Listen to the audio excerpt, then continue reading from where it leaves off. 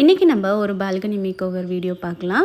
எங்கள் வீட்டுக்கு ஆப்போசிட்டில் பார்த்திங்கன்னா வீடு இருக்குது. அவங்க வீடு பால்கனியும் நம்ம வீடு பால்கனியும் அப்படியே ஃபேஸ் டு ஃபேஸ் இருக்கும். அதனால் நமக்கு கொஞ்சம் ப்ரைவசி வேணும் அப்படின்றதுனால இந்த யூபிவிசி டோர் போட்டோம்.